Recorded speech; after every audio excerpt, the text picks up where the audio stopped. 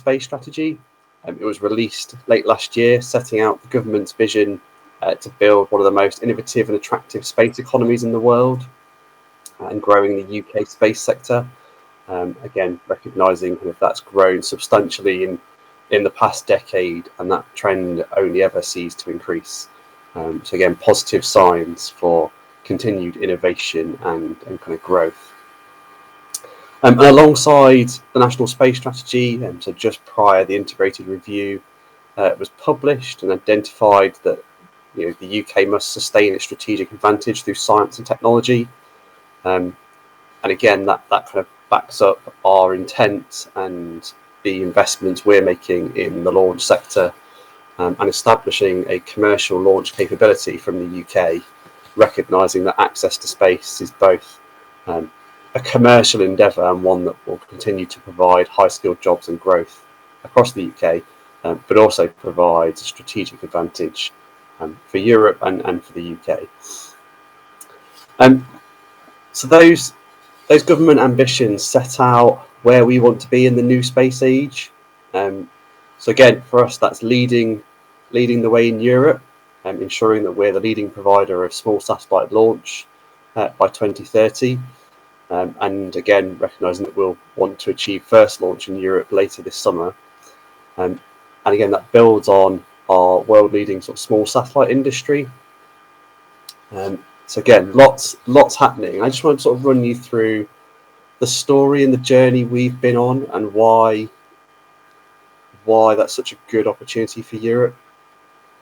So again, I'm going to talk about kind of creating the conditions for success of a new launch market, and what are the things that we've been doing as the UK Space Agency to make that happen.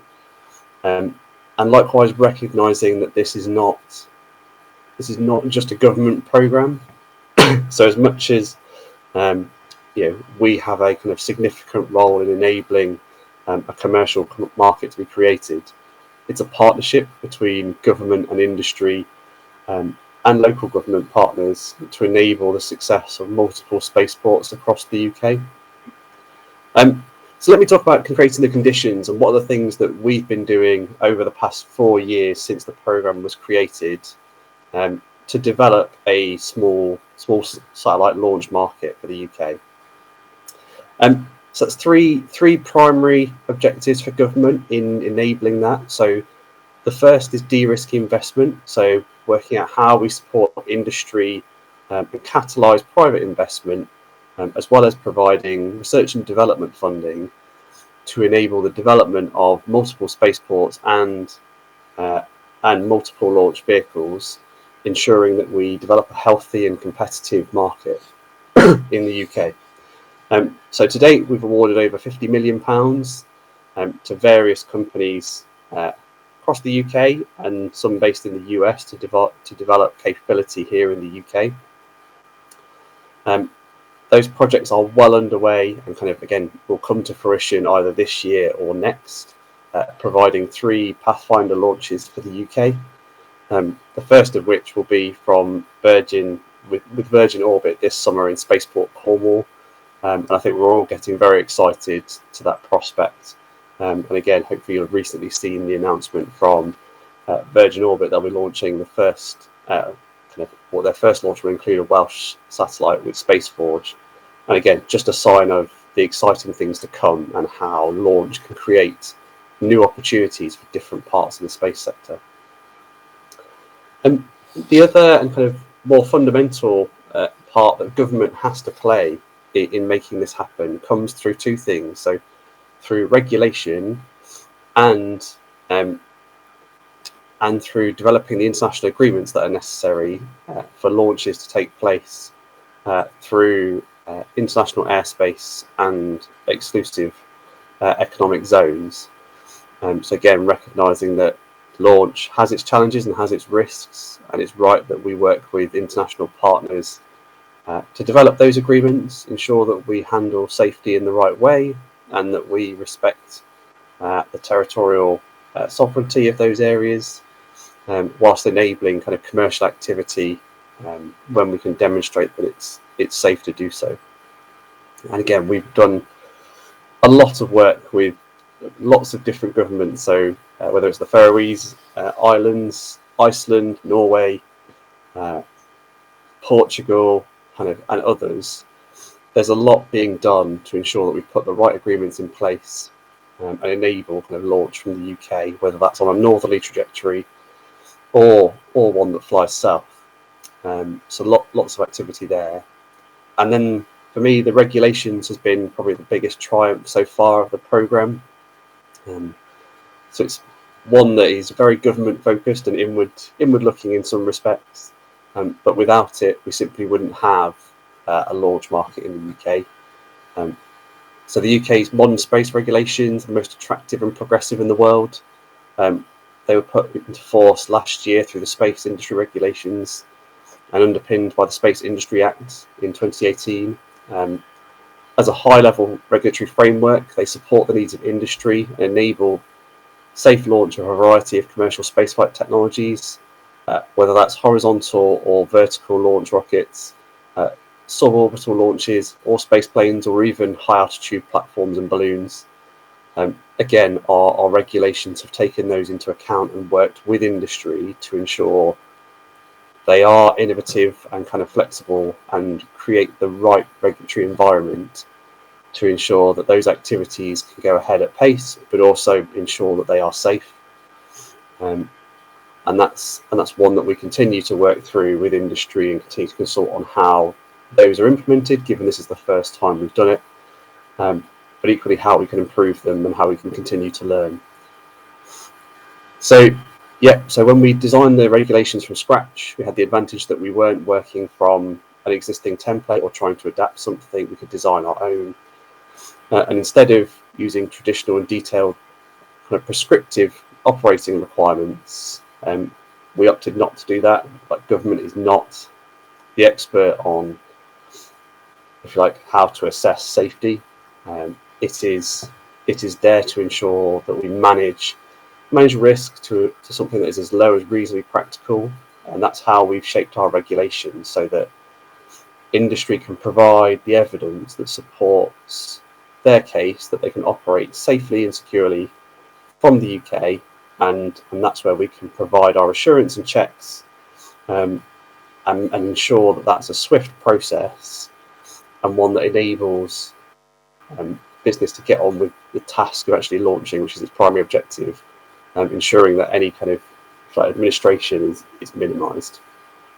So that's been a real success, and we know that the CAA, who are the established regulator in the UK, have now received multiple launch licence requests, including spaceports and others.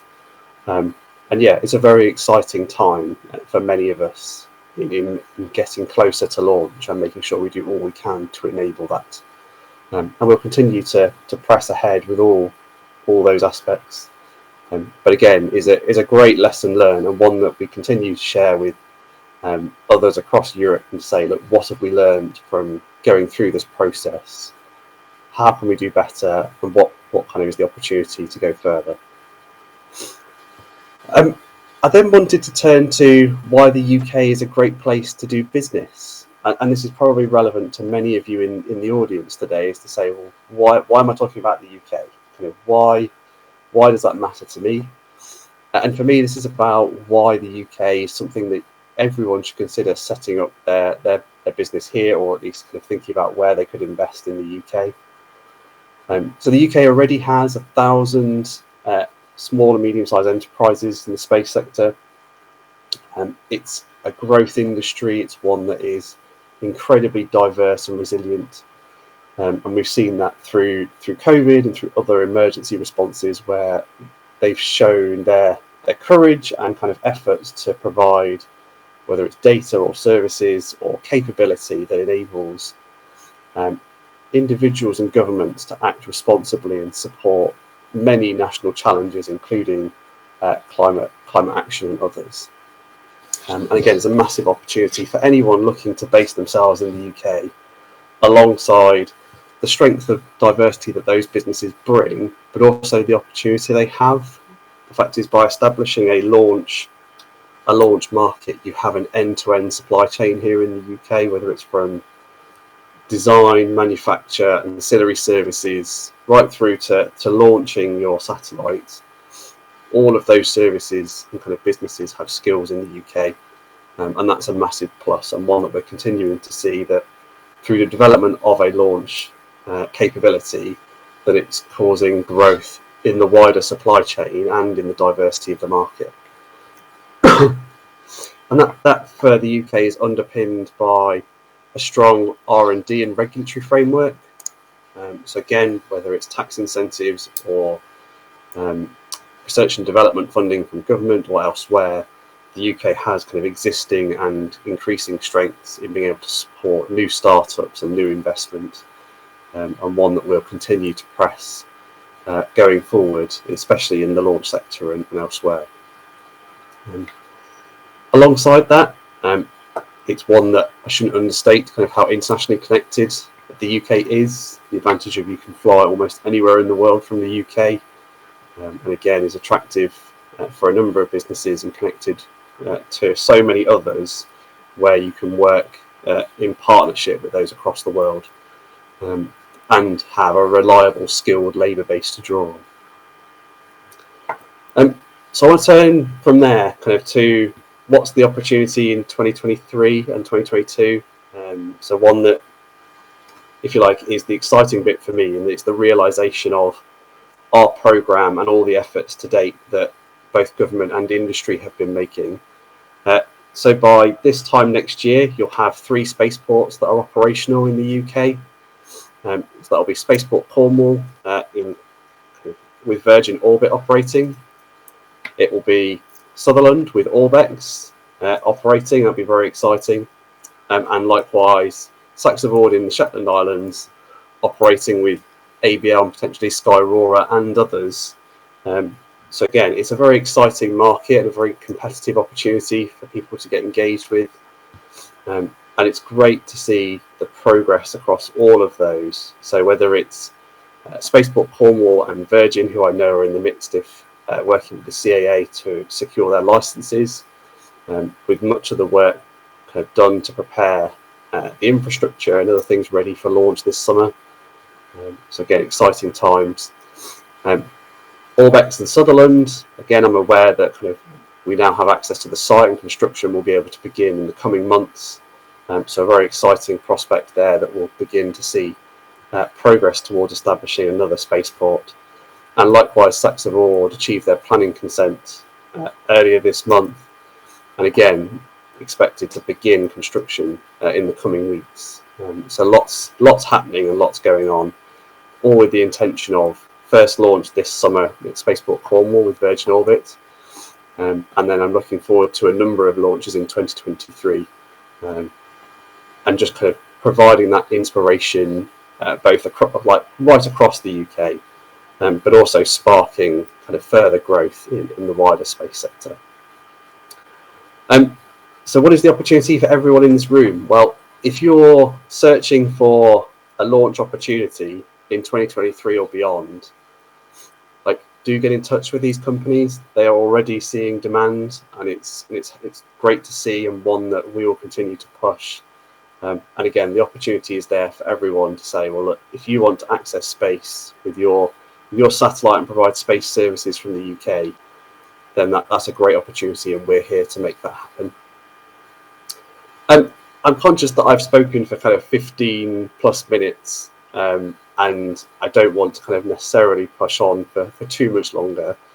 I'd ideally like to kind of consider questions and answers. So if you've got anything that you would like to ask, or anything that you think we should be doing more of, or equally where there are other opportunities for the UK to do more, then let's discuss those. And I will kind of end there and say let's do some Q&A, and then allow you to get on to the rest of your day and have a great time at Paris Space Week.